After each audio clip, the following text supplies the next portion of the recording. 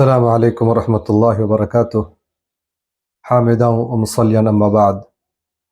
সম্মানিত দর্শক মণ্ডলী, আজকে আমি আপনাদের সম্মুখে কথা বলবো যে বিষয় নিয়ে, সেটি হচ্ছে কোরআন শরীফ পাঠ করার ফজিলত এবং গুরুত্ব সম্পর্কে। কোরআন শরীফ পাঠ করার দুটি অর্থ। একটি অর্থ হচ্ছে কোরআন শরীফের বিধান, তার নিয়মাবলী এর উপর আমল করা, এবং দ্বিতীয় নম্বর হচ্ছে কোরআন শরীফ পাঠ করা আর অর্থ না বুঝে। আজকে শুধু আমি কথা বলতে চাই কোরআন শরীফ পাঠ করা সম্পর্কে। কোরআন শরীফ পাঠ করার অনেক গুরুত্ব এবং ফজিলত রয়েছে।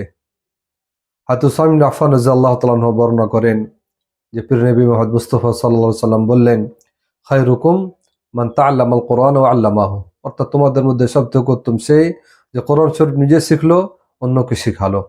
এই মতো উম্মুল মুমিনিন হযরত আয়েশা রাদিয়াল্লাহু তাআলা আনহা বলেন, নবী সাল্লাল্লাহু আলাইহি সাল্লাম বললেন, আল মাহিরু বিল কোরআন মা সাহরাতিল কিরামিল বারারা।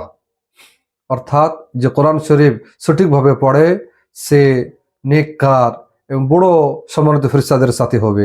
এবং যে ওয়াল্লাযী ইয়াকরাউল কোরআনা ওয়া ইয়াতাতাআতাউ ফীহি ওয়া হুয়া আলাইহি শাক্কুন লাহু আজরান। এবং যে ব্যক্তি কোরআন শরীফ পড়ে এবং তার উপর ভারী হয়, সমস্যার সাথে পড়ে, তো তার জন্য দুই নেকি।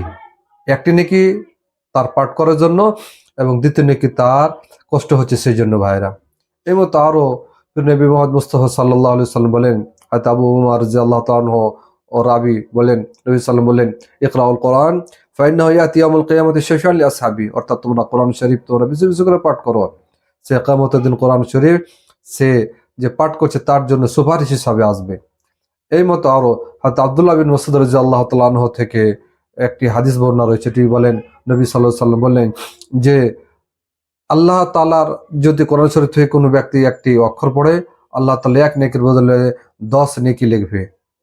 নবী বলছেন, আমি বলি না আলিফ লাম মিম একটি অক্ষর, আলিফ একটি অক্ষর, লাম একটি অক্ষর, মিম একটি অক্ষর, অর্থাৎ আপনি এখানে 30 নেকি পেয়ে নিলেন। ভাইরা, এতে বুঝতে পারলাম কোরআন শরীফ পড়ার খুব বেশি ফজিলত এবং গুরুত্ব রয়েছে। এবং মনে রাখতে হবে, কোরআন শরীফের সাথে রমজান মাসের খুব গুরুত্ব একটি সম্পর্ক আছে। নবী সাল্লাল্লাহু আলাইহি ওয়াসাল্লামের উপর প্রত্যেক বছর হযরত জিবরিল আলাইহিস সালাম রমজান মাসে কোরআন শরীফকে রিভাইজ করতেন।